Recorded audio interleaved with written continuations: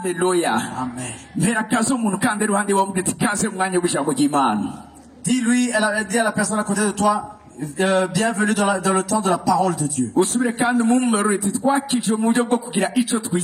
Et dis-lui, nous avons été sauvés pour nous attendre à quelque chose. Dis-lui que nous nous attendons à quelque chose après notre salut. Dieu ne nous a pas sauvés pour être appelés au ciel juste après.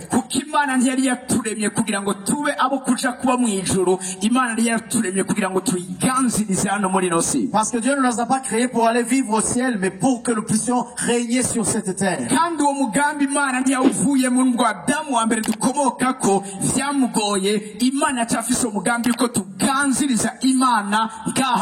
Et même si ça a été difficile pour le premier Adam, Dieu n'a jamais abandonné le plan que l'homme règne sur cette terre.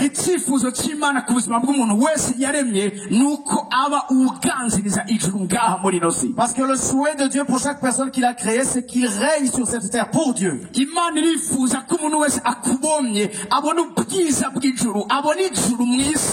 Dieu veut que chaque personne qui te voit le ciel, voit Dieu en toi.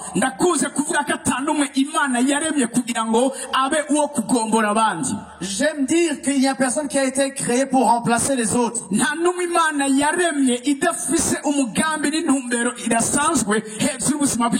n'y a aucune personne qui n'a pas été créée avec un plan spécial et spécifique pour lui.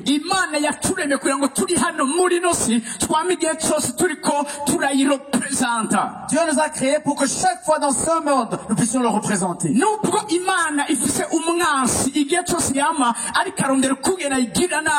Même si Dieu a un ennemi qui cherche toujours à le combattre,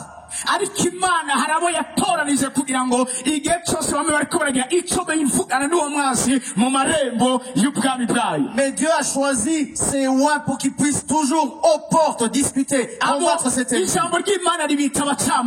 Et la parole de Dieu les appelle les juges. J'ai eu le temps de le dire hier et je viens encore le dire. Parce que le voleur ne vient que pour voler, égorger et détruire.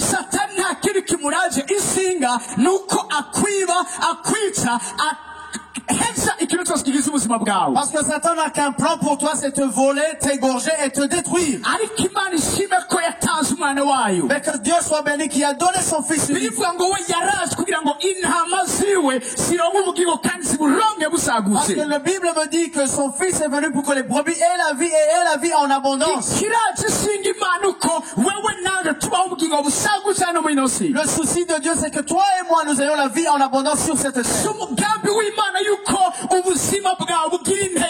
Ce n'est pas le plan de Dieu que ta vie soit faible. Ce n'est pas le plan de Dieu que tu sois toujours opprimé dans ta vie. Ce n'est pas le plan de Dieu que tu tournes en rond toujours dans ta vie.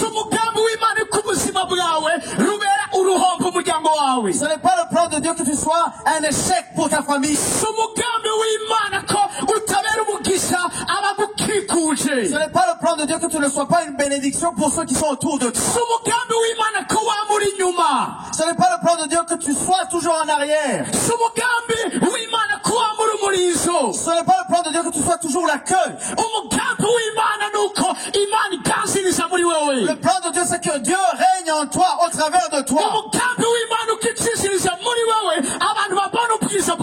Le plan de Dieu, c'est que passant par toi, les gens voient la gloire de Dieu. Le plan de Dieu, c'est que tu lèves beaucoup qui sont assis dans les ténèbres aujourd'hui.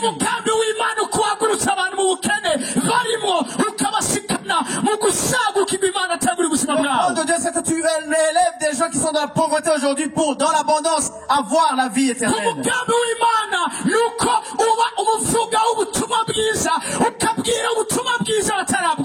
Le plan de Dieu, c'est que tu sois un évangéliste qui évangélise et dise et annonce la parole à ceux qui n'ont jamais entendu la parole.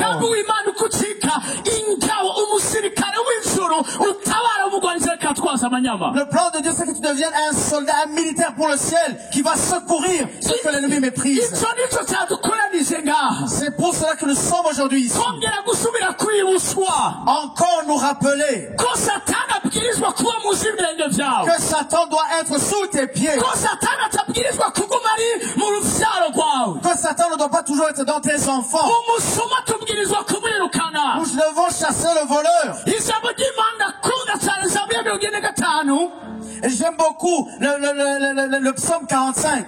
Ku murongo w'indwi. Parce qu'au verset 7, aravuga ngo kuko wakunze ubugorozi ukanga ubugararizi. parce que tu as aimé la justice et tu as haï la méchanceté. Imana irashaka abantu muri kino kibanza bifuza abantu ko batunganirizwa mu buzima bwabo. Dieu veut en ce lieu des gens qui veulent que les autres leur soit rendue, justice leur soit rendue. Bibiliya ikivuga ngo nicyo cyatumye Imana ikuzuza amavuta cyangwa gusiga amavuta y'akanyamuneza. Et c'est la Bible dit, c'est pour cela que Dieu t'a oint d'une onction de joie. hari umunezero Imana yifuza kuduha. Il y a une joie que Dieu veut nous donner. umunezero wo kubona abo Satani yari yaciye urubanza rubi uyu munsi bariko baratsindanishirizwa. La joie de voir les gens que Satan avait déjà condamnés être justifiés. Ibyo ubifisemo uruhara, ibyo ndabifisemo uruhara. Et tu en as la responsabilité, j'en ai la responsabilité. Ijambo ry'Imana yambwira kandi ngo La parole de Dieu me dit aussi, ubwami bw'Imana le royaume de Dieu, guhera mu gihe cya Yohana umubatizi gushika uyu munsi à partir de Jean jusqu'à aujourd'hui, barabugwanira,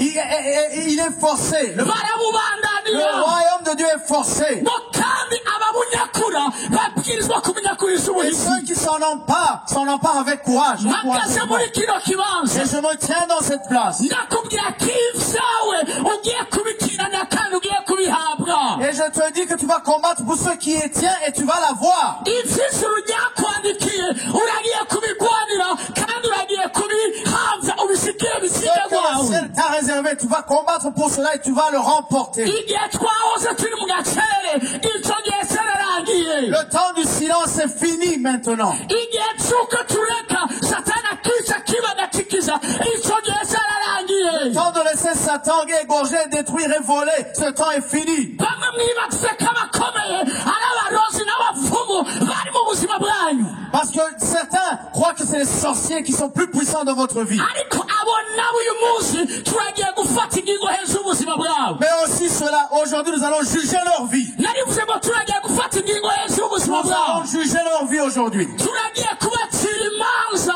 Nous allons prononcer des jugements sur ziwanye n'ibyo bakoze. des jugements qui seront rendus en fonction de ce qu'ils ont fait. zaburi ya 50 ku murongo wa 21 Au psaume 50, verset 21, haravuga ngo turabikora naze ngahora. il est dit, tu le fais et tu crois que je suis d'accord avec turagiye toi. kubwira abapfumu mwarabikoze turahora nibaza ngo duhanye namwe rwose. On va dire aux sorciers, vous l'avez fait, mais vous croyez que nous étions avec vous. turagiye kubwira basi bacu ibyo mwarabikoze wibaza ngo duhanye namwe rwose. On va dire à nos ennemis, tu croyais que j'étais avec toi de ton côté. ariko turagiye kuguhana tubisise imbere y'amaso yawe uko bikurikirana. Mais nous allons te punir en mettant tout devant tes yeux, comme cela se suit. bwira umuntu ari wanjye wacu turagiye guhana.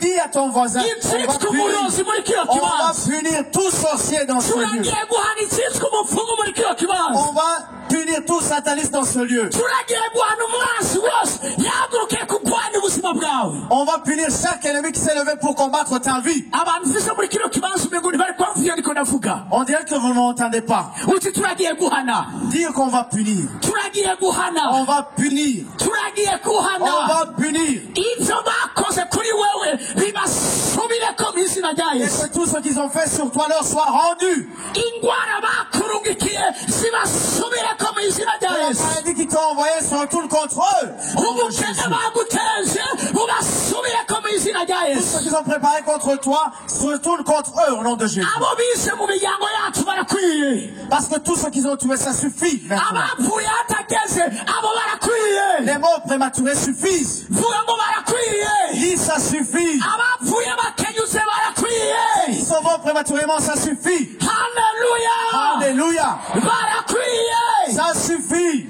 barakwiye. Ça suffit. abo bangaze barakwiye. Ce qu'ils ont emporté, ça suffit. abo bangaze barakwiye. Ce qu'ils se sont emportés, ça suffit. ntibagiye kubandanya. Ils ne vont pas continuer. narivuze ngo ntibagiye J'ai kubandanya. dit, ils ne vont pas continuer. turagiye kubahana. Nous allons les punir. tubibasize imbere y'amaso yabo uko bikurikirana. bikurikirana Et nous allons dérouler tout cela devant leurs yeux. mbabwire ikintu kimwe Je vais vous dire quelque hari chose. ibintu bisaba agasavu kejejwe Il y a des choses qui demandent une sainte colère. hari ibintu bisaba agasavu Il y gakijijwe a des choses qui se demandent une sainte colère. ukibibona ko bisanzwe ntiharagira ko bihinduka Parce que tant que tu vois que c'est normal, ça ne changera jamais. ukibona ko ari ibintu wobana navyo ntiharagira ko bihinduka Tant que tu vois que tu peux vivre avec, ça ne changera jamais. ndashaka bigera ahantu uvuga ngo singishoboye kuvyemera Et il faut que tu viennes au moment où tu dises, je n'en peux plus. barira umuntu ari handi wati nisingigiye kuvyemera kandi Dis-lui, je ne peux plus le recevoir ou accepter. mumbarira umuntu ari handi iwawe Dis-lui, dis à ton voisin, uti ndavyanse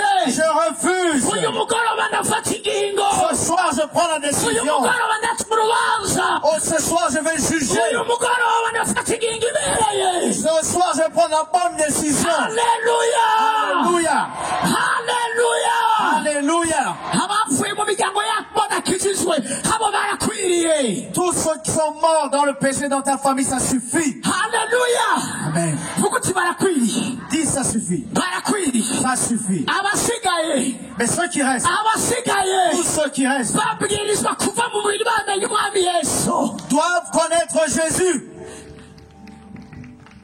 koma ayo mashuri ashikane neza Applaudis bien.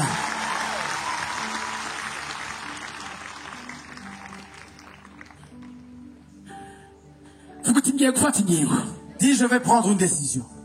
muri tribune sindiko turi kumwe namwe nakeneye kuvuga uti turagiye gufata ingingo Dites aussi dans la tribune, on va prendre une décision. mubona ibisanzwe k'igihugu cyacu cyamara igihugu gifite ishusho gifise Parce que notre pays a toujours, on dirait, le même visage. mubibona ibisanzwe ko iminsi twaba turi mu bukene igihe cyose budahera Parce qu'on se dit que c'est normal, on est toujours dans la pauvreté sans fin. na isirayeli yarigeze guhagarika kuba igihugu Et Israël aussi, un jour, n'était plus un pays. N'était plus un pays. barangara mwari muzi ko abisirayeli baswe kuba ababanyi bacu mu buganda Est-ce que vous savez qu'Israël, les Israéliens auraient dû être nos voisins en Ouganda? ariko haguruka bitwa ben gurion baravuga ati ikibanza cyacu saha ikibanza cyacu kiri aho basokuruza bacu babwiwe basezaniwe n'imana Mais il y a ceux qui sont levés comme Ben Gurion et ils ont dit non, non, non, notre place c'est là où Dieu a donné à nos ancêtres la terre. ndifuza ko isengero rya kristo muri kino gihe rimenya neza ko tutakiri abo kuba ibinebwe uko twahoze turi Parce que je veux que l'église de Christ puisse reconnaître que le temps est fini d'être encore paresseux comme nous avons twibaza ko été. ibintu bizotuzako kubera ko bivyiyumviye kutuzako En attendant que les choses arrivent à nous parce que ça pense à arriver à nous. hari ibintu kugira ngo ushobore kwegukira ubwiza kubanza gukiranira kukwanira Il y a des choses pour les remporter, tu dois combattre pour les remporter. abisirayeli uyu munsi ntibari kuba ari igihugu iyo badahaguruka kubikwanira Parce que Israël ne serait pas un pays aujourd'hui s'il ne s'était pas levé pour combattre pour leur pays. uyu munsi ni igihugu kimaze imyaka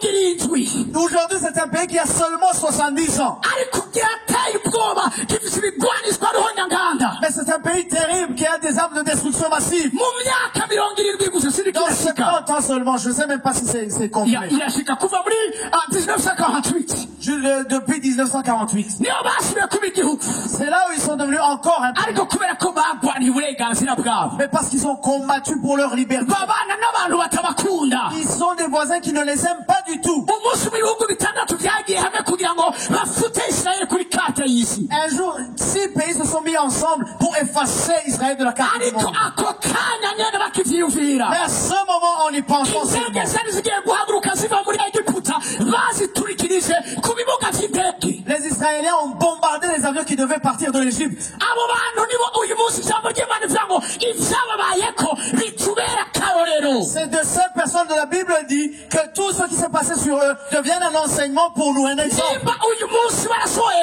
kuronka irindi zina ryarurangiranwa nuko babikiraniye Si aujourd'hui ils ont encore reçu un nom extraordinaire, c'est parce qu'ils ont combattu pour cela. hari ikintu ndabigira ko gikomeye cyane Il y a quelque chose que j'apprends d'eux. barabaye mu buza ibihe vyinshi Ils ont connu l'esclavage beaucoup de temps. abahoze babatwaza igitugu n'amanyama n'ituntu Et tous ceux qui ont les tenus en esclavage, uyu munsi bari inyuma yabo aujourd'hui ils sont derrière eux. hari igihe i babuloni babafashe mpiri Il y a un jour où Babylone les a pris en babagira esclavage. abaesclave Ils ont fait d'eux des esclaves. uyu munsi babuloni iri hehe Aujourd'hui, où est Babylone? egiputa yabagize imbohe. Égypte les a fait esclaves. Uyu munsi Egypte iri hehe? Où est l'Égypte aujourd'hui? Ndashaka ntangariza umuntu ari muri kino Je kibanza. vais t'annoncer aujourd'hui. Abahoze baguhagaze ku gakano. Tous ceux qui se tenaient sur toi, Abahoze bakwinuka.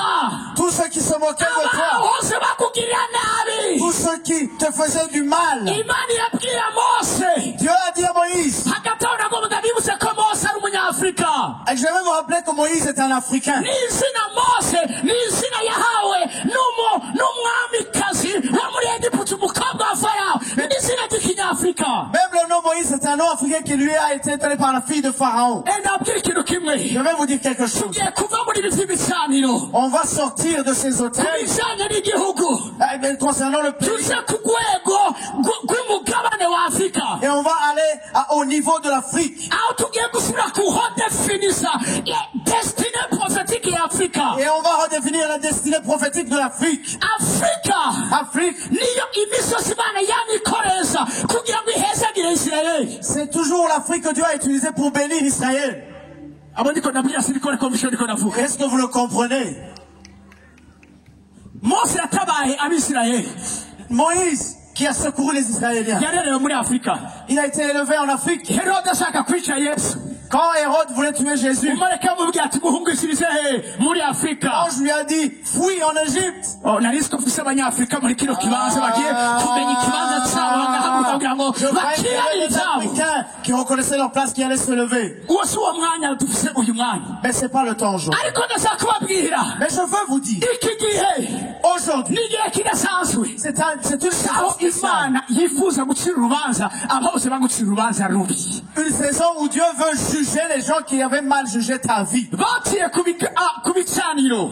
Parce qu'il passait par les hôtels. Urazi birababaje cyane kubona uyu munsi abantu bagira ibibazo ariko ntibamenye ibibazo bariko baragira byavuye. Vous savez, c'est malheureux de voir aujourd'hui avoir des problèmes et des gens, ils ont des problèmes et ils ne savent pas d'où viennent leurs problèmes. Imana ishime ko uyu munsi amaso abatari bake ariko aruguruka bariko baramenya les hôtels sataniques icyo zikora mu buzima bw'abana b'Imana. Et Dieu soit béni parce que pour beaucoup aujourd'hui, ils ouvrent les yeux et ils voient ce que les hôtels sataniques font dans leur vie. Ndakunda igitabo Bibiliya cyane gose. J'aime la Bible beaucoup. Nta n'umwe nigeze mbona muri Bibiliya Je n'ai jamais vu quelqu'un dans la Bible yabaye yubakira uhoraho ibicaniro yabaye umuntu asanzwe muri ino si. qui a bâti des hôtels à l'éternel et qui est resté quelqu'un de Ibi stable ni dans la bandi vie. Imana ikiraduha. Parce que ça, c'est un secret que Dieu nous donne. Ntumbwire ngo ntibakuzi. Ne me dis pas, ils ne me connaissent pas. Ntumbwire ngo uri uw'inyuma. Ne me dis pas, je suis Na derrière. Gideyoni yari uw'inyuma. Même Gédéon était Muga Imana derrière. iramubwira ati ewa muhizi w'inkomezi. Dieu lui a dit, vaillant héros. Ndashaka kumva mbere abahizi b'inkomezi bari kuri kino On kibuga. amène des vaillants héros qui sont ici. Bwira umuntu ari undi wacu uri umuhizi w'inkomezi. Il y a une personne à côté de toi, tu es un vaillant héros. Iki ni igihe cyawe cyo guhaguruka. Et c'est ton temps de te lever. Iki ni igihe cyawe cyo gukayangana. C'est ta saison de briller. Bibiliya iravuga ngo muri bisagara byubatswe ku mpinga y'umusozi. Parce que la Bible nous dit que vous êtes une ville bâtie sur le flanc d'une montagne. Bidashobora guhishwa. Il ne faut pas être caché. Abari ku muco wanyu urasira abantu. Et que votre lumière luise pour les essons. Umuco wacu uragiye kurasira abantu. Et notre lumière va briller pour les hommes. Bivuze mu muco wacu uragiye Et kurasira notre abantu. lumière va briller pour les hommes. Uragiye guhishurwa. Tu vas être révélé. Abantu baragiye kumenya icyo Imana yasize muri wewe. Les gens vont savoir ce que Dieu a mis en Abantu toi. baragiye kumenya Imana ufise ingana Les ingana. gens vont savoir quel est ton Dieu, quelle est sa Abantu grandeur. baragiye kumenya ubushobozi buhebuje bw'Imana bukora muri wewe. Les gens vont connaître la puissance de Dieu infini qui travaille en toi. Ntitwavukiye guherekeza abandi. Nous ne sommes pas nés pour accompagner les autres. Bari muri rundi wati ntitwavukiye guherekeza abandi. Dis à ton voisin, nous ne sommes pas nés pour accompagner les autres. Mu baherekeza abandi jewe sindimo. De ceux qui accompagnent les autres, je ne suis pas dedans. Mu baherekeza abandi jewe sindimo. Parmi ceux qui accompagnent les autres, je ne suis pas dedans. Usohora uherekeza abandi bagiye kubyara wowe ata mwana ufise ivyo turagiye kubicira urubanza ngaha kuri kino kibuga. Toujours ceux qui vont enfanter, toi tu n'as pas d'enfant. Nous allons juger sur cet hôtel. Ntugiye kubandanya uherekeza abagiye gusinya amakontra wewe uri umusomeri turagiye kubicira urubanza kuri kino Tu ne vas kibuga. plus accompagner ceux qui vont signer des contrats alors que tu es chômeur. On va juger. Ntugiye kubandanya uherekeza abagiye kurongora no kurongorwa wowe ugumura umuseribateri ivyo navyo uyu munsi turagiye kubihakana. Tu ne vas plus accompagner ceux qui vont se marier alors que tu restes célibataire. On va refuser cela aujourd'hui. Ibikunda Ce n'est plus possible. Ce ibisaboka n'est pas possible. iganyiza umuntu ari iruhande wawe uti nibishoboka. dit lui, ce n'est pas possible. igihe cyanjye cyageze Parce que ma saison est ibihe arrivée. byanjye Ma byageze saison est arrivée. ibihe byanjye byashize Mes saisons sont arrivées. ababyize muhaguruke Que ceux qui mukoma croient amashyi se lèvent et disent pour notre Seigneur. Alléluia. ibihe byawe byashize Tes saisons sont arrivées. haleluya Amen. mwashaka kuvyagira ka ibihe byacu byashize Nos saisons sont arrivées. icyatuma imana ikunyegeza mu gihe gisa nk'iki C'est pour cela que Dieu t'a caché dans le nuko moment imana comme celui-ci. yateguye kugusohora nk'ikiguharishwa cyayo mu bihe bya nyuma Il a fait pour te sortir en étant la dernière âme des derniers temps. haleluya Amen. aho abantu bagiye kubazanya ati uyu muntu avuye he Et les gens vont se demander entre eux, où était-il? uyu muntu abantu bose bakunda avuye he Cette personne que les gens aiment, elle était où? uyu muntu ariko arafasha abantu bagowe avuye he ko tutari tumuzi avuye he Cette personne qui aide les gens, elle vient d'où? uyu muntu ariko ateza imbere igihugu cy'uburundi avuye he ko tutari tumuzi Celui qui est en train de développer le pays, il était où? Nous ne le connaissions pas. uyu muntu ariko arubaka iki gisure gikomeye kigiye guhuza abantu bo muri sure avuye hehe Personne qui bâtit cette grande école, et elle vient d'où? Amen. imana igiye gushyira izina ryawe mu mazina y'abahizi Dieu va mettre ton nom parmi le nom des héros. abafise nufa mbere ya muri kino kibanza C'est ceux qui le croient disent Amen. abafise nufa mbere ya muri kino kibanza C'est ceux qui le croient disent Amen. yesu ahise baravuga uyu si wa mwana w'umubaji Quand Jésus a été révélé, on disait, mais c'est le fils du charpentier. imana igiye kuzazanira ubwenge bw'abanyabwenge Dieu va confondre la sagesse des sages. bibiri ivuga ngo yatoranije ibivu byo mu isi kugira ngo atiture ubwenge bw'abanyabwenge imana yaraguhisemo Dieu t'a choisi. hari ikindi nkuru bibiri ivuga ngo yahisemo n'ibitariho Et il a choisi ce qui n'est pas kugira ngo ititure ibiriho pour confondre ce qui est. yaratoranije ibitariho Il a choisi ce qui n'est pas. imana yatoranije amavuta ya muhemu yera ntaboneka ku maso y'abana b'abantu ntazwi ku maso y'abantu badakijijwe ariko imana yaratoranije kugira ngo ititure kanseri babona imitima babona diyabete babona ubukene babona amasi menshi ku mwana w'abantu Dieu a choisi l'onction du Saint-Esprit pour confondre cancer qu'on voit, la maladie, le diabète qu'on voit, alors que l'onction n'est pas visible. ibyakozwe n'amacumi ku mirongo mirongo itatu n'umunani Acte 10, 38. havuga ngo nivuge ibya yesu umunyanazareti Et la parole nous dit, parlons de Jésus de Nazareth. ingene imana yamusize amavuta namwe na imusaka n'ubushobozi bwa muhemu yera Comment Dieu l'a oint d'esprit et de puissance kugira ngo agende agirira neza cyane cyane umugwanizi atwaza amanyama pour qu'il aille en faisant du bien sur tout ce que l'ennemi bivuga ngo est en train de kuko priver. imana yari kumwe nawe imana iri kumwe Parce que la natwe Bible dit que Dieu était avec lui et Dieu est avec nous. mu mwanya tugiye gusanga muri bisano by'imiryango yacu Nous allons dans un moment détruire les hôtels de nos familles. ntibikunda ko sogokuru wawe yishwa na diyabete nawe uca wishwa na diyabete ibyo tubwirizwa Ce kuvyanga n'est pas possible que ton grand-père ait été tué par le diabète et toi aussi tu vas être tué par le diabète. bivuga ngo mu gihe cy'iherezo abantu bazozira ibyo bakoze ntibazoba bafite ime y'iby'abandi Parce que dans les temps, dans les derniers temps, chacun répondra de son péché, mais il ne répondra pas des péchés de ses ancêtres. kubera iki wewe uri kuraba victime y'ibyo utakoze Mais pourquoi toi tu es victime de ce que tu n'as pas fait? barinze abibuzi bitumwe amenyo yabo ari yaciginyugwa n'ayabo ariko araciginyugwa ibyo tubwiza kuvyanga ntibikwiye Ils ont mangé des raisins verts et leurs dents ont été agacées et aujourd'hui tes dents sont agacées. Pourquoi? Nous devons refuser. bwira umuntu ari wandeye wawe uti ivyabo ni ivyabo ivyanje ni ivyanje Dis à ton voisin, ce qui les concerne, ce qui me concerne, me concerne. ibyo bakoze birabaraba nanjye zorabwa n'ibyo nakoze Ce qu'ils ont fait les regarde, moi je regarderai ce que j'ai fait. sibwirizwa kuzira ivyabo Je ne dois pas être victime de ce qu'ils ont fait. siko ijambo ry'imana rivuga Ce n'est pas ce que dit la parole. iyo abantu bariko baraburana mu bucamanza Quand les gens vont devant le juge, bakoresha ingingo bakoresha amategeko ils utilisent la loi. bakavuga ngo itegeko iri bare iku rivuga gutya Et ils disent la loi bar un tel disent comme ça. nanjye fatire ku ijambo ry'imana rivuga turengeye guca urubanza tubwira satani ngo ibyo bakoze nibo bibwirizwa kuraba ibyo nibiza kuraba jewe n'urubyaro rwanje. Et nous, on va juger en disant à Satan, ce qu'ils ont fait, ils l'ont fait eux-mêmes. Ce qui me concerne, moi et ma famille. Muriko muranyumva? Est-ce que vous m'entendez? Muriko murantahura? Est-ce que vous me comprenez? Ibyo bakoze nibo babikoze, siwe wabikoze. Ce qu'ils ont fait, c'est eux qui l'ont fait, ce n'est pas toi qui l'as fait. None kubera ko ari wowe ubizira? Pourquoi c'est toi qui es victime? Basenze ibigirwamana, ibyo bigirwamana ntibibazweho, apana twebwe. Ils ont prié les idoles, alors que les idoles, on leur demande ce qui concerne les idoles, pas nous. Nicyo gituma turaha C'est pour ça que nous sommes kugira ngo duce urubanza. pour juger.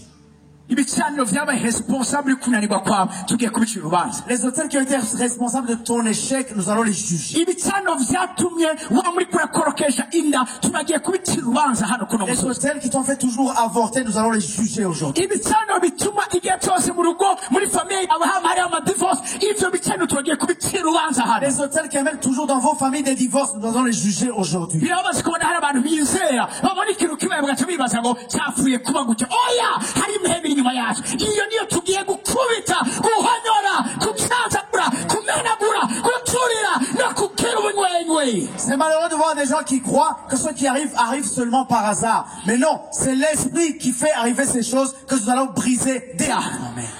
Petero abwira Yesu aramubwira ngo aheze kuvuga ibizana uvuge ngo ivyo ntibizoba ntibikabe. Yesu ahindukira Petero amubwira ati here nyuma yanje Satani. Et Pierre dit à Jésus, après que Jésus lui ait dit ce qui lui est arrivé, Pierre lui dit, ça ne va pas arriver. Et Jésus le regarde et lui dit, arrière de moi Satan. Yamenye neza yuko ivyo Petero avuze si wabivuze ni Satani itije akanwa ka Petero mu Parce kubivuga. que Jésus a su que ce que disait Pierre, ce n'était pas lui, c'était Satan qui avait emprunté sa bouche. Ayo mafortema uko gukorokesha inda kwama kuriko kurisubiriza.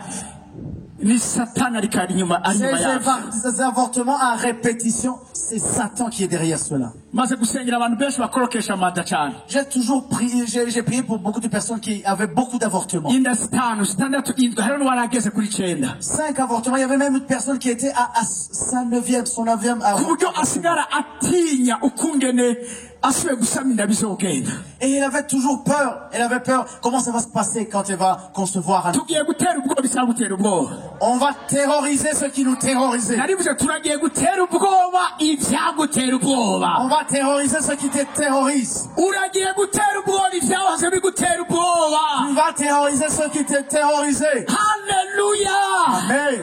Siwo mugabane wawe. Ce n'est pas ton partage. Sico Tu waremewe. n'es pas né pour ça. Sico Tu wavukiye. n'es pas né pour ça. Umamumwaraza arambwira ati maze imyaka 20 vyarase ko nkurikiza umwana. Il y a un homme qui est venu vers moi et il m'a dit, ça fait 20 ans, je n'ai pas réussi à avoir le deuxième enfant. Afisa amarira menshi mu maso yiwe. Il avait beaucoup de pleurs dans ses yeux. Ndambwira nti mama humura.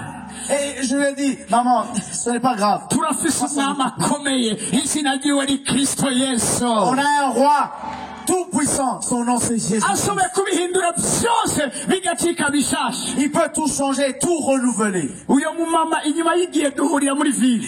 Et j'ai rencontré cette maman en ville à nouveau. Arambwira tuzoze ndakubwira inkuru nziza. Et elle m'a dit, viens un jour, je vais te raconter une bonne Ndamubwira nouvelle. nti ndayizi. Et je lui ai dit, je sais, je connais cette bonne nouvelle. Saramutweza nti byarakunze. Et je lui ai dit, est-ce que c'est passé? Ati ni ndabikubwiye dufise muhemu w'Imana ndabizi. Comment tu l'as su? Mais on a le Saint-Esprit, je le sais. Urazanira kubira ikintu kimwe ibiza kumuteza kubanza kubimenya ubwa mbere na mbere. Je te dis quelque chose. Celui qui va t'attaquer, je le sais d'avance. Ibitegerezwa kumuteza kubanza kubyumva. Ce qui va t'arriver, tu dois d'abord le sentir. Ejo hari umupapa yaje ngahagendera kuri beki. Il y a un papa que vous avez vu ici qui marchait sur une béquille. Yaravuze ngo napfuye muhira ndavyumva neza ko nzagukira. Il a dit, quand je suis venu de la maison, je savais très bien que j'allais guérir. Wa mugore yagwaye ubutinyanga yari yibwiye ngo ninamukorako ndakira. La femme qui avait la perte de sang, elle se disait en elle-même, si je touche seulement son habit, je serai guéri. Ebi yabwira Ahabu ati genda umubwire Hagarika ibyo ariko arakora ngo arumva akariri k'imvura nyinshi. Et il disait à Akab d'aller lui dire d'arrêter ce qu'il fait parce que je sens une forte niki pluie qui uri arrive. kurumva mu mpemu yawe Qu'est-ce que tu sens maintenant dans ton niki esprit? wumva kigiye kuba Qu'est-ce que tu sens qui va arriver? ibidushikira tubasha kuvyumva Parce que ce qui va nous arriver, on le sent. niyo umuntu aza kugwara arabanza akavyumva kagiye kugwara Parce que quelqu'un même qui va devenir malade le sent en avance. hari abantu imana yaverse cyangwa iburira ibintu ariko ntibamenye ko ari imana ikirababurira Et il y a des gens à qui Dieu annonce les choses d'avance et ne savent pas que c'est ça. imana ikaba yababuriye ariko ntibamenye ko ari imana ikirababurira Dieu les prévient mais ils ne savent pas que c'est Dieu qui les prévient. bakumva ati ntiwurire iyi modoka urire iyindi ariko bagaruka bayuriye mu nyuma igakora impanuka ngo nari numvise ikintu kimbuza kuyijamo Et ils sentent par exemple que Dieu lui dit ne monte pas dans cette voiture, entre dans une autre. Et la voiture fait un accident et la personne dit j'avais senti qu'il y avait quelque chose qui me disait. umuntu akumva ikintu kimubwira ati senga ariko akabifata ibisanzwe muyo magasigirwa n'icyago ngo nari numvise ijwi ribwira ngo senga mugabo sinasenze none yabibaye Une personne entend la voix qui lui dit dans son cœur prie, mais il ne prie pas. Et après quand il a un malheur qui arrive, il va dire j'avais entendu une voix qui me disait de prier. shaka ndayibagarukane rero Alors on va y revenir. niki uri kurumva Qu'est-ce que tu sens? niki kumva yesu agiye kugukorera Qu'est-ce que tu sens que Jésus va faire? ndakunda ijambo ry'imana muri yohana 12 ku murongo 32 J'aime la parole de Dieu qui est dans Jean 12:32. haravuga ngo ninaramuka ashyizwe hejuru Il est dit si je suis élevé, if I be lifted up on the earth si je suis élevé de la terre, ninaramuka ashyizwe hejuru si je suis élevé, quand je serai élevé, nzokwikumakumirako amahanga yose yo mu isi tirerai à moi toutes les nations de la terre. uyu mwanya turagiye gushyira igicaniro kiri hejuru y'ibindi bicaniro cyitwa kristo yesu ndasubiza sintekenya muri kino kibanza ibidasanzwe biragiye gufata En ikibanza ce moment, on va élever l'autel au-dessus des autres autels qui s'appelle Jésus-Christ. Et je sais que des choses extraordinaires vont se passer en ce lieu. niki kuri kurumva Qu'est-ce que tu sens? ukwizera no kumenya neza rwose udakekeranya La foi, c'est de savoir sans douter. uriko wumva iki Qu'est-ce que tu sens? uriko wumva iki Qu'est-ce que tu sens? erega hari abantu bataza gukira kubera ko ntambwe kubasengera amasengesho yo kugira ngo bakire indwara baza gukira kubera ko bavyumvise bakiri mu kibanza barizera hanyuma baza hano imbere bamaze kwakira ibitangaza Parce qu'il y vyabo a des gens qui n'ont pas besoin de venir ici quand on va prier, qui vont même être guéris à leur place, qui vont seulement venir pour saisir leur guérison. hari abantu bavyumva neza ko uyu mwaka ugiye kurangira baronse abakunzi mu mwaka utangura bazo bariko barasoza amakarata batumira abantu kuba mariage ya Il y a des gens qui savent bien, qui le sentent, que cette année c'est leur année où ils vont rencontrer leurs amoureux et l'année prochaine c'est l'année du mariage. abantu bariko baravyumva yuko hariho kontra nziza iriko irabarondera aho bukera bagiye numva mnani y'abana imana muri kino Il y a des kibanza gens qui sentent qu'il y a un bon contrat qui les cherche. hari abantu bariko barumva neza ko inda zakorose zirakwiye ariko iyo bagiye gutwara izovamwo samweli iyo bagiye gutwara izovamwo samweli izovammo samweli Il y a des gens qui sentent bien que tous les avortements ça suffit maintenant et après la conception qu'ils vont avoir c'est Samuel qui va arriver. baravyumva Ils le sentent. barize umuhererezi ati uriko uravyumva Demande à ton voisin, est-ce que tu le sens? uriko uravyumva Est-ce que tu le sens? Psaume zaburi ya 72 72. urazi Vous savez, igicaniro gifise ubushobozi kubaza gukomokako l'autel a le pouvoir sur tous tes descendants. ibigiye kukubako Ce qui va se passer pour toi, ntibipfa kukubako gutyo nyene ça ne se passe pas par hasard.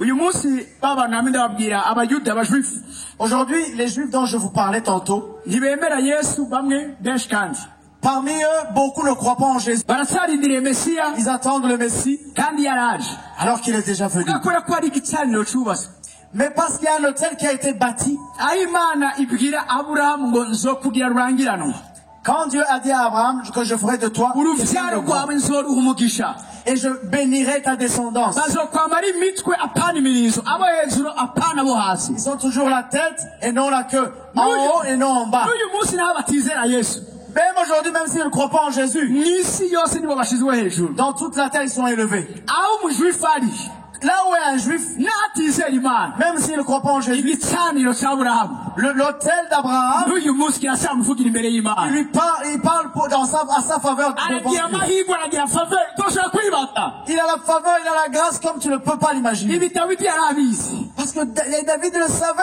asengera salomo wari agiye kuba umwami. Et il priait pour son fils Salomon qui allait remplacer comme roi. munyemere gatura dusome iyo passage Lisons ce passage. kuko mu mwanya tugiye gusangangura ibicaniro hano hantu. Parce que dans un moment, nous allons détruire les hôtels ici. hari umwana azogukomokako atazi ivyo turiko turabamo ngaha. Il y a un enfant qui viendra de toi qui ne sait pas ce qu'on fait ici ari aujourd'hui. inshuti yawe ya kure itazi ivyo urimo ngaha. Il y a un de tes proches très loin qui ne sait pas ce que tu fais ariko aujourd'hui. ineza y'imana iragiye kugaragara ubuzima bwa batazi iyo biriko birazana bivuye kuri La wewe. bienfaisance de Dieu va leur arriver alors qu'ils ne savent rien venant de toi. numva amen imeze neza mu cyumba. Amen.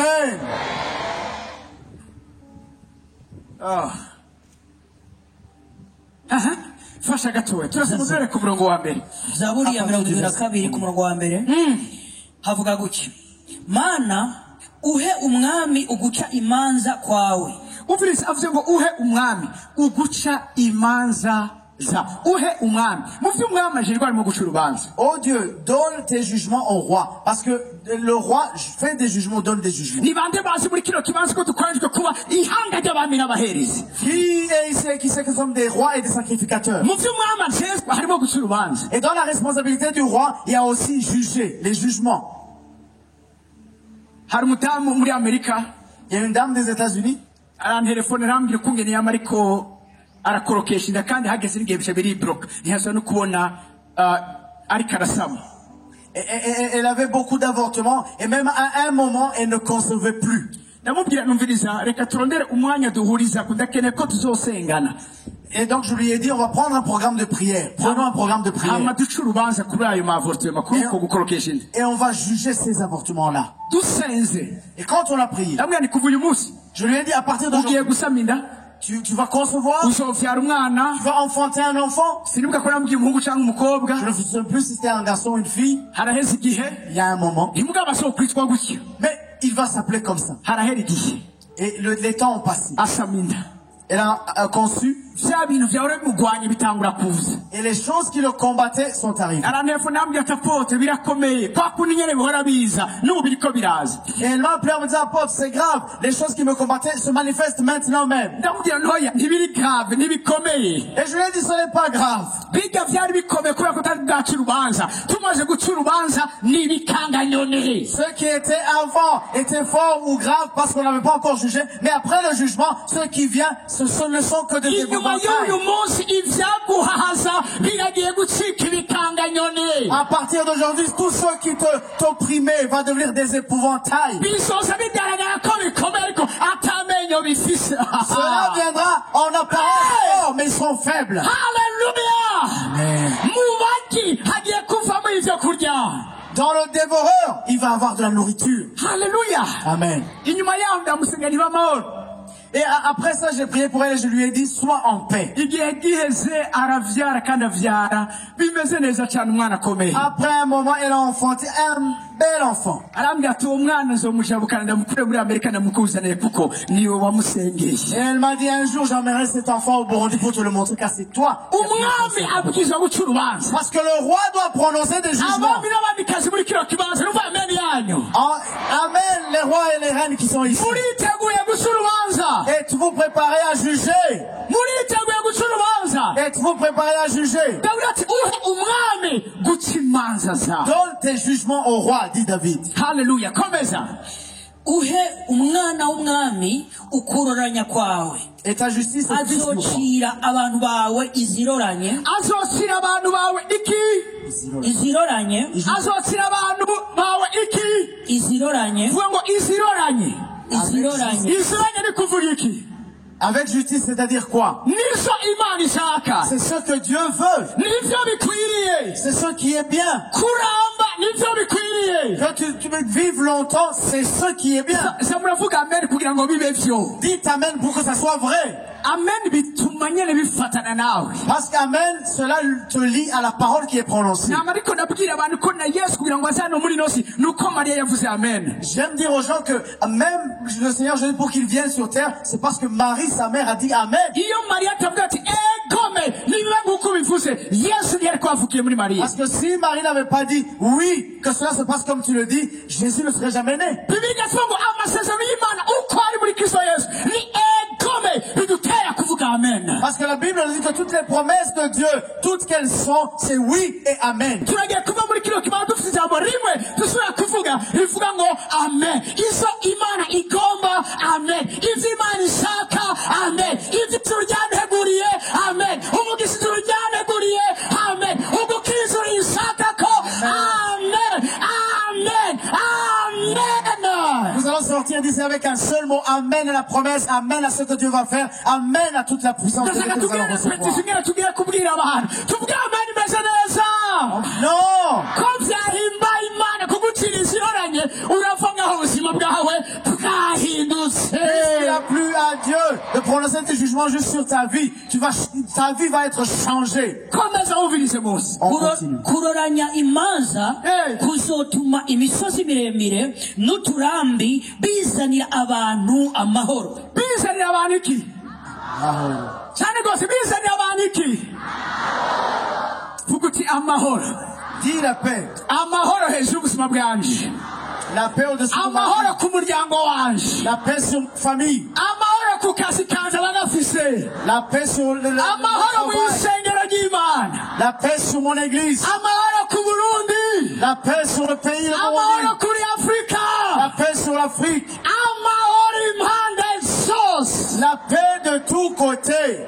Murazi ko igihe Salomo yabaye umwami muri Isirayeli cyabaye igihe cy'amahoro ku Bisirayeli. Savez-vous que Salomon, quand il est devenu roi, ça a été un temps de paix en Israël? Dawidi ashatse kubaka ingoro uhoraho Imana amubwira ati wowe nabyo woshobora sinobikwemera kuko uracyafuye ibiganza ufise amaraso mu biganza vyawe. Quand David a voulu bâtir un temple pour l'Éternel, l'Éternel lui a dit, tu ne peux pas me bâtir un temple parce que tu as du sang sur tes mains. Wewe warapfishije amaraso Toi, menshi. tu as versé le sang, beaucoup de sang. Ariko Imana yamubwira ngo Et Dieu lui a dit, ariko umwana wawe c'est Salomo, ton fils Salomon, umwana wawe mon fils Salomon, wazobishobora. lui pourra le faire. Ariko igicumbi Imana yariko irabikora ivyo. Mais pourquoi Dieu faisait tout cela? N'iri sengesho Dawidi yariko aramusengera. C'est à cause de cette prière que David faisait pour lui. Bavyeyi muri ngaha, Parents qui êtes ici, amasengesho yanyu n'ubuhanuzi ku bana banyu. toutes vos prières sont des prophéties sur vos enfants. Amasengesho yanyu n'ubuhanuzi ku bana banyu. Toutes vos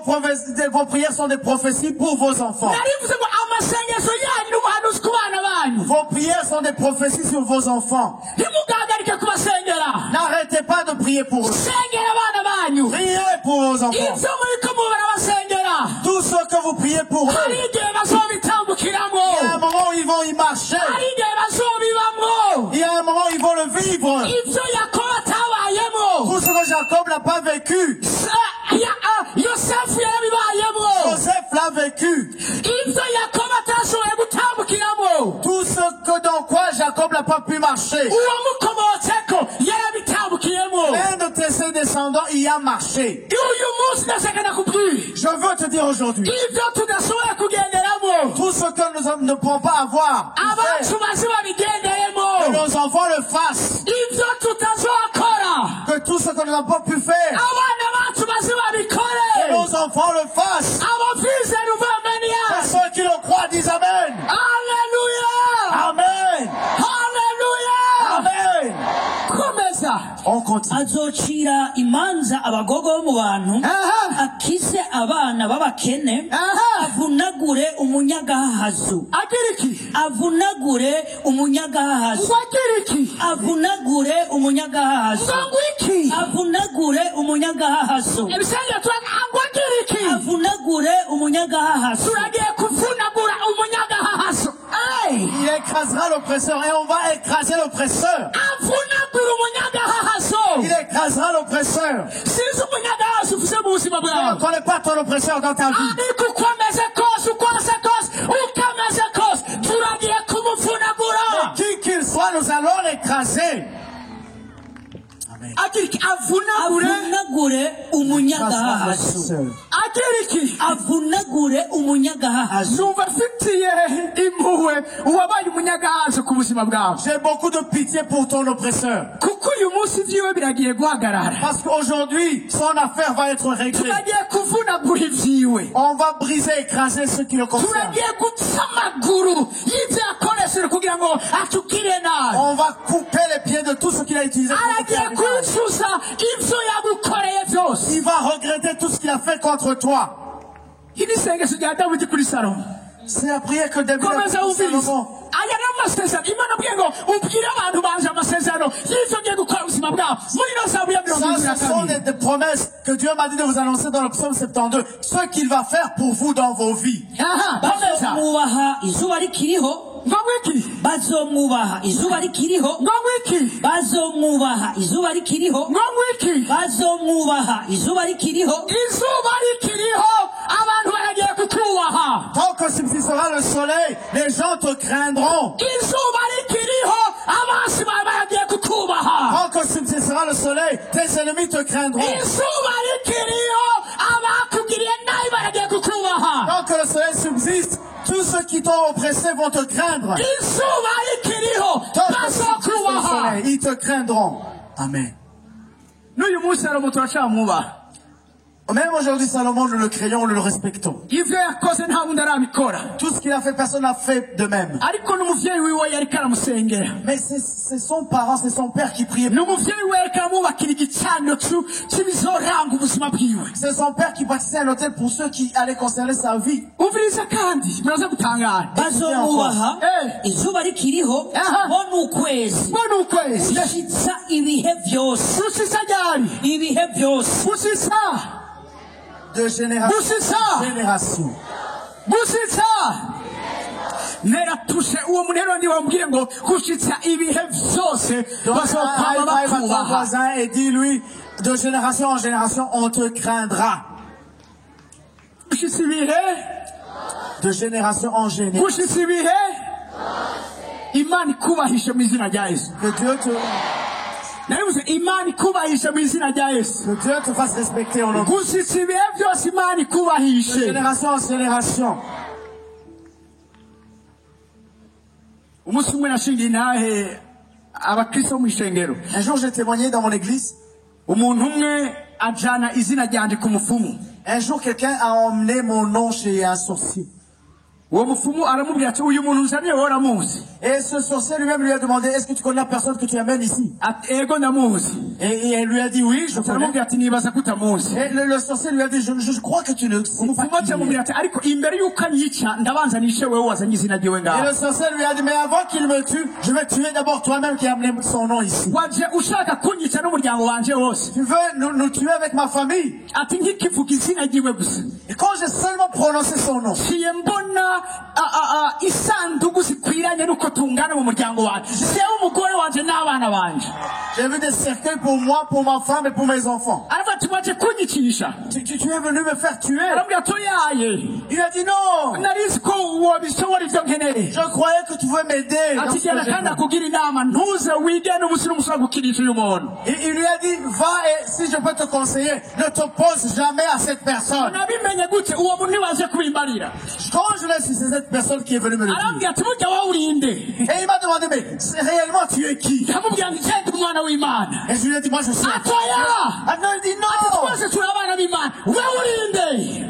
Il m'a dit, nous sommes tous enfants de Dieu, mais toi tu es qui? Ndamubwira nti nabikubwiye ndi umwana Je lui w'Imana. ai dit, je suis enfant de Dieu, je te l'ai dit. Atoya pani Il ivyo. a dit, non, pas ça. Ikihe kindi kintu uri. Dis-moi qui tu es. Ndamubwira nti ndi umukozi Il w'Imana. a dit, je suis serviteur de Ati Dieu. ibyo n'ibisanzwe twese turakorera Imana. Et il m'a dit, non, nous tous nous servons Dieu. Barira ishuri. Mais dis-moi, qu'est-ce que tu es? Ushaka ndakubarira iki? Et je lui ai dit, qu'est-ce que tu veux que je te Bari dise? igituma uri kwambaza ibyo bibazo. Je lui ai demandé pourquoi tu me poses. Atarambwira ingene vyagenze. Et il m'a raconté comment ça s'est passé. Haleluya. Amen. Taramubwira ikintu kimwe nti Et je lui ai dit quelque chose. isi y'imwemu, isi z'imwemu zirubahana. Le monde spirituel, tout le monde se connaît, se respecte. Ubwami nkorera Parce que le royaume pour lequel je n'ubwami travaille, hejuru y'ubundi bwami bundi le bwose. royaume qui est au-dessus de tous les autres royaumes.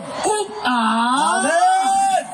Haleluya. Amen. Yesu yavuze ngo Jésus a dit, yarahimbaye data il a plu à Dieu kubaha ubwami. de vous donner le royaume. Si vyoba Ce vyenyene n'est pas moi nawe seul. uri ngaha. Moi aussi. pas n'abatari qui est ici. bwakira umwami Yesu bagiye kumwakira. Mais ceux aussi qui vont le recevoir, Yarahimbaye data il a plu au Père kuduha ubwami. de nous donner le Kandi royaume. biva mu bwo bwami Et dans son royaume, n'ubwami budashobora kunyiganyiga. c'est un royaume inébranlable. Atarambwira ati kuva ico gihe gutinya kandi ndakubaha kuko yuko umupfumu yambwiye ngo ndakubahe iminsi yose sigaje kubaho. Et à partir de ce moment, je te crains et je te respecte parce que le sorcier m'a dit de te craindre. N'uyu munsi. Même aujourd'hui. N'uyu munsi. Même aujourd'hui. Naribuza ngo n'uyu munsi. Même aujourd'hui. N'uyu munsi. Même aujourd'hui. Tuwaje muri iki gikorane. On est venu dans cette croisade. N'uyu munsi. Même aujourd'hui. Umupfumu yakurose. Umurozi yakurose. Le sorcier. Umwasi yakugiriye nabi. Le sorcier qui aragiye kumenya ko yakoze n'ibyiza badakora. il va reconnaître qu'il a touché Haleluya. dans l'iris de Dieu. Biva ngo ubakoze ko. La Bible nous dit que celui qui abakoze mu mbone y'ijisho ry'uhoraho. touche dans l'œil de Dieu, Ubakoze ko. celui qui vous touche, Bari mu nterane iwawe. dis à ton voisin, Uti ntusubire gutinya umurozi. ne crains plus le sorcier, Ntusubire gutinya umukozi wa Satani. ne crains plus le serviteur de Satan. Nama ariko nabwira abana b'Imana. Je dis toujours aux enfants de Dieu, N'uyu munsi. même aujourd'hui, N'uyu munsi. même aujourd'hui, Ibigatanya birazacibwa imitwe. on coupe toujours la tête aux géants. N'uyu munsi. Même aujourd'hui, Ibigatanya biracabagirwa ibisiga. les géants sont décapités. Ntibyagarukiye kuri Goliyati gusa. Ce n'est pas Goliath seul. Ntibyagarukiye ku Banaki gusa.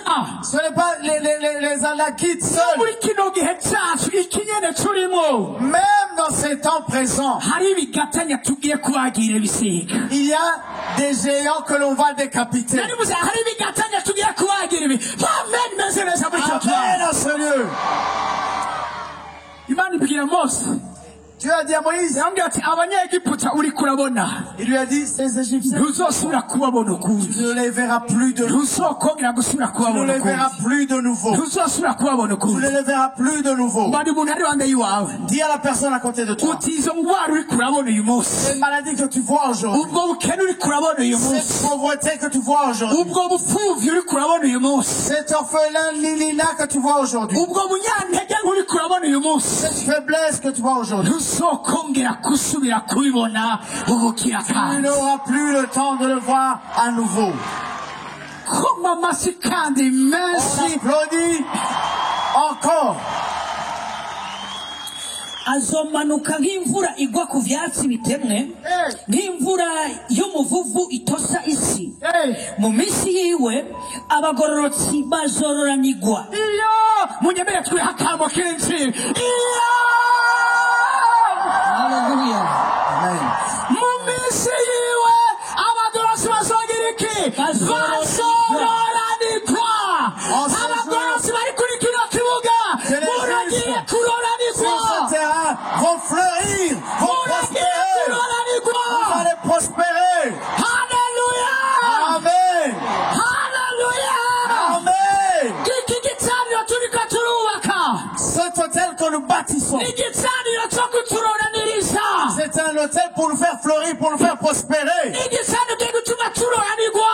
C'est un hôtel qui nous fait prospérer. Ngo mu gihe ciwe En ce jour, abakoreraci bazororanirwa. Fleuriront. Amen. Reka tubipersonalize. Les gars, on va le faire personnel. On va le Reka rendre tubigire personnel. gwacu. On va le rendre personnel. Ibitabo bigiye bisengera Salomo. Parce que David priait cette prière pour Ariko uyu Salomon. munsi kuri twebwe ni isezerano ryacu. Mais aujourd'hui, c'est notre Narivuze ngo promesse. ni isezerano ryacu. Aujourd'hui, c'est notre promesse. Ndagiye kubwira nti mugiye ucuhashyira izina ryawe. Et on va le dire dans les temps d'eux. Et tu Mu gihe cya Sibomana Kevin abagorozi Bazororanigwa. dans les temps de Soumana Kevin, le juste fleurira. munyemera tubikore nk'abahizi n'abahizikazi. On va Uhagurutse faire comme des héros tubivuge et prendre de vous. uvuge ati Et on va mu le gihe dire. cyanje umugorozi azoranirwa. Dans mes jours, le juste fleurira. Amen, amen. Mu gihe cyanje Dans les temps de qui? wewe nde Toi qui? wewe nde Toi qui? wewe nde Toi qui?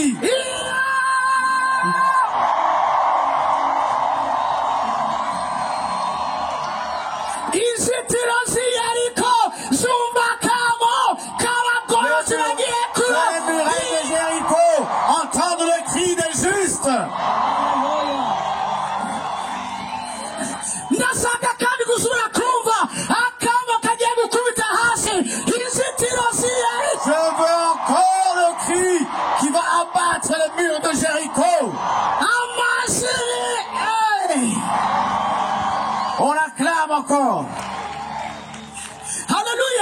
Amen. hari abantu b'abahisi n'abahisigazi bonye bariko baraterura intebe oya ako kantu rikoba kabi tubikoze twese haleluya haleluya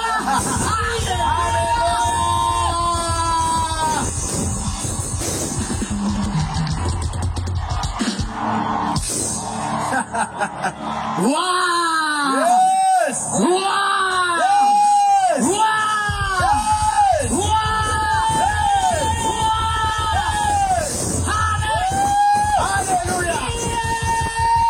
Alléluia.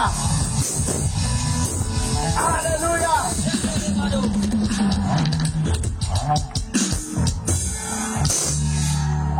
uwari yicaye ku ntebe y'ukuganza kwa turamubitse ariko twicarisha umwami yesu Celui qui ku était ntebe y'umutima sur le trône de ton oppression, nous le renversons, nous faisons avoir le Christ de Jésus.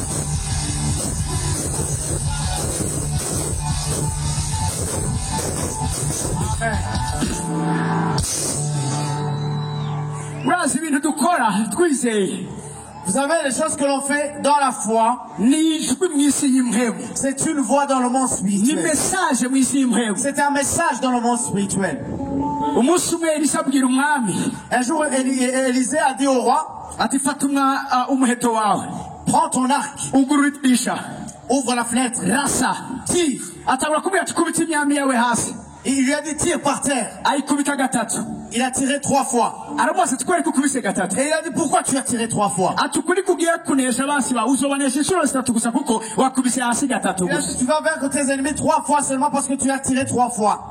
wakubise hasi Tu as tiré par terre 3 fois. hapana kurasa hasi gukubita hasi Ah, ok. Tu vas abattre tes ennemis 3 fois seulement. atari ko ugiye gatanu gatandatu indwi vyobaye bucyonyere Mais si tu avais tiré 17 fois ou 6 fois, ça serait devenu comme ça même. yari message prophétique C'était un message prophétique. yavuze ngo yari message prophétique C'était un message prophétique. bwari ubutumwa gihanuzi C'était un message prophétique. haleluya Amen. uko gutarika intebe y'iwawe Comme tu as monté ta ari chaise, ugiye kuyikurwako il y a quelqu'un qui va être renversé hariho n'ugiye kuyicarako et il y a un autre qui va être établi sur ce. hari ugiye kuyivako Il y a quelqu'un qui va partir. hari uwari yarayicayeko Il y a quelqu'un qui était dessus. aragiye kuyivako Qui va partir. aragiye kuyivako Il va être détrôné. aragiye kuyivako Il va être détrôné. aragiye kuyivako Il va être détrôné. ndaboza aragiye kuyivako Il va être détrôné. aragiye kuyivako Il va être détrôné. aragiye kuyivako Il va être détrôné. Amen. Amen.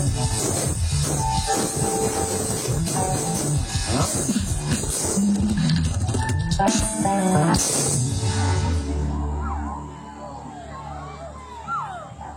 shirako akandi kamo k'intsinzi muri kino kibanza Encore un cri de victoire.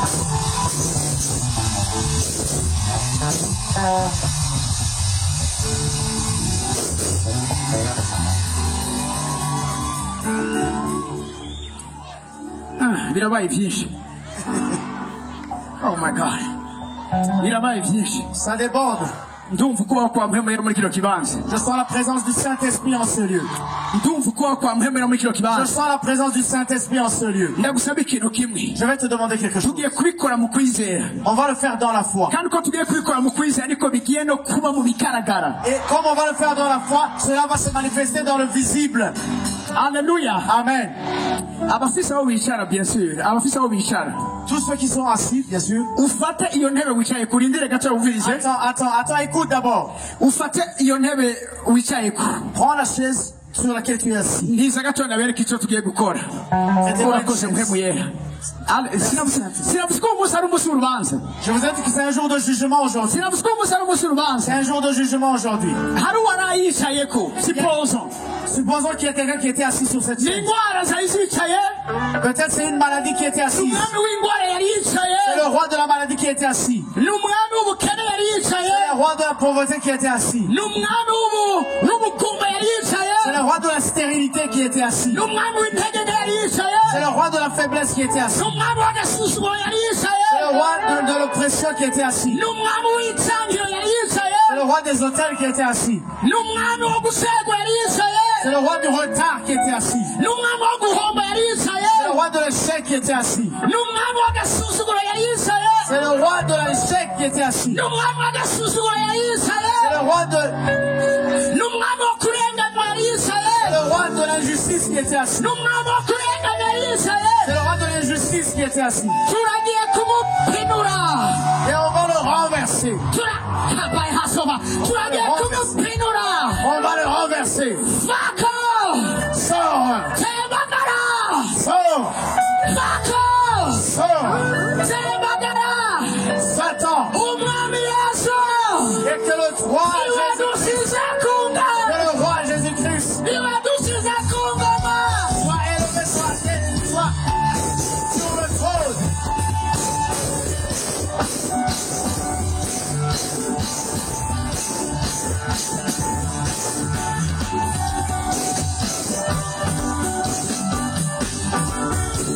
Umwami Yesu, Le roi Jésus-Christ.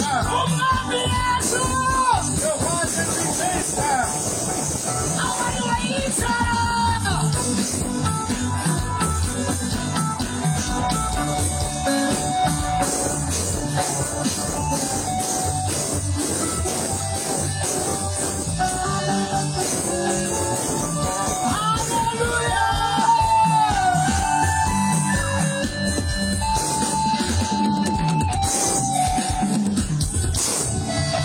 Abana b'Imana turabikiwe ibanga.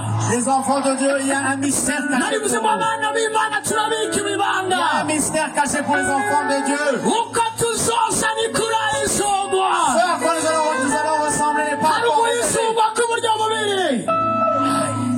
Hari uguyisungwa k'uburyo bubiri. Parce qu'il y a une révélation de deux façons. Hari uguyisungwa ngaho muri ino si. Il y a une révélation ici. aho Imana itangura gushyira ku mugaragaro ibyacibiye mu ibanga mu buzima bwawe. Quand Dieu commence à révéler ce qu'il a fait en secret en toi, hakaba n'igihe tuzohishurwa umwami wacu naza kudutora ariko bivuga ngo uko tuzosa niko azobasa, ingene azobasa niko natwe tuzoca dusa. et à le moment où nous allons être révélés quand Jésus viendra nous chercher et nous allons lui ressembler. mu mwanya umuntu yakubita urugohe tuzoza twambura umubiri, twambara umubiri wundi w'ubwiza bw'Imana. Dans le temps d'un clin d'œil, nos corps seront changés pour revenir un nouveau corps, le corps des enfants de ariko Dieu. uyu munsi Mais aujourd'hui, turagiye guca urubanza ku bijyanye no guhishurwa kwawe kwa mbere, nous allons juger, prononcer des jugements sur ta première révélation. aho Imana itangura kugukoresha mu maso y'abagusuzuguye bagukengereye, Quand Dieu va commencer à t'utiliser dans les yeux de ceux qui t'ont humilié. aho Imana igushyira hejuru y'abahoze bagushinyiza bagushyira hasi, Quand Dieu va t'élever au-dessus de tes oppresseurs. aho Imana igiye gushyira izina ryawe hejuru amahanga yose akarimenya, Quand Dieu va élever ton nom et qu'il soit connu de toutes les nations. aho Imana igiye kugushyitsako amasezerano yose yo muri Kristo Yesu. Quand Dieu va faire arriver les promesses de Christ Jésus dans ta vie. amashyi menshi ku mwami w'abahamya. Acclamons le roi des rois. tugaragaze ku maguru yacu ndabasaba duhaguruke.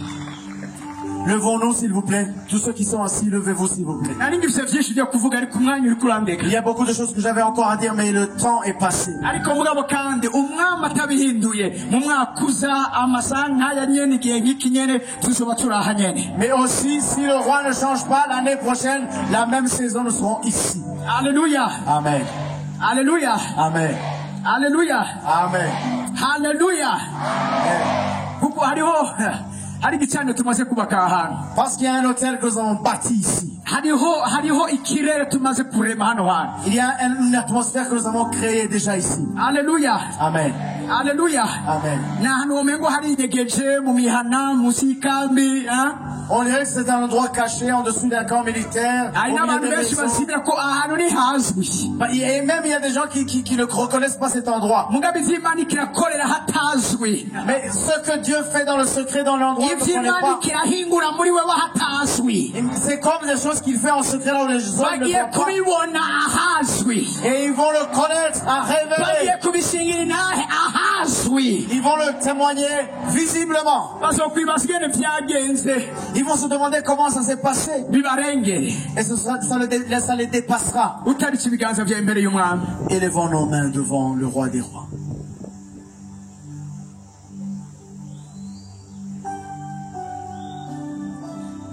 umvijwe ijurira asanurangurura hamagara Yerusalemu winusange muru asangumaniswe mu mayira abiri uwanyura yitegereze ukuntu akojejwe n'isi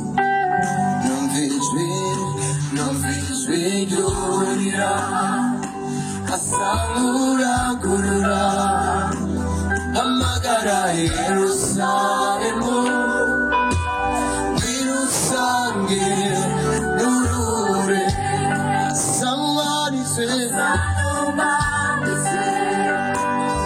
kumayira abiri uwanyura yitegereze ukuntu akojejwe n'isoni nta jisho rishaka kureba agutwi gukeneye kumvira kandi aribo byapfiraga ku musaraba yahakuye indirimbo yagezeyo n'iduri ku mwambaro narose umuzigo wanjye ndamubonye atwarira kwawe narosiyo twakwandiko kw'inzira kunyinjiza muri rwarurembo imiryango yaruruziriyo nagabanye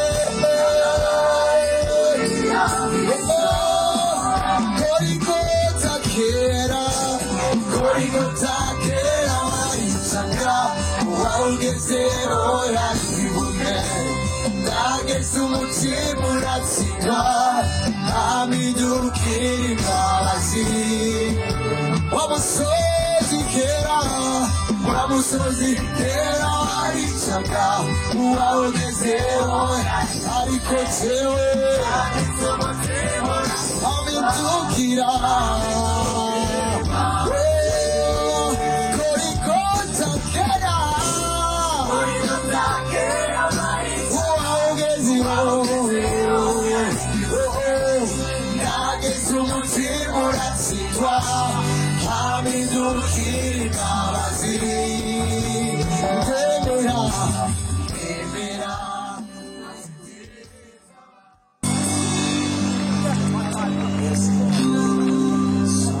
umwana w'umuntu ntiyaramuka ashizwe hejuru Quand le Fils de l'homme sera élevé, umwana w'umuntu ntiyaramuka ashizwe hejuru quand le Fils de l'homme sera élevé, azokwikumirako amahanga yose il va attirer vers lui toutes les nations. ijambo ry'imana rivuga ngo nta rindi zina twahawe munsi y'izuba ryo Et la gukirizwamo parole de Dieu nous dit, il n'y a aucun autre nom que nous avons nta reçu sur le rindi ciel. zina twahawe munsi y'izuba ryo Nous gukirizwamo n'avons reçu aucun autre nom pour être sauvés. atari izina rya yesu gusa Ce n'est le nom de Jésus ijambo seul. ry'imana yatubwiye ngo La parole de Dieu nous dit, ehe ndi ku rugi nadodora je suis à la porte et je toque. umuntu niyumva ijwi ryaza kugurura Si quelqu'un entend ma voix et ouvre, nzira dusangire j'entrerai, je souperai avec lui. imana ritemeza isezerano nk'uko benshi bavyiyumvira Dieu ne fait pas attendre la promesse comme beaucoup le croient. ariko irindiriye ko bose bihana Mais il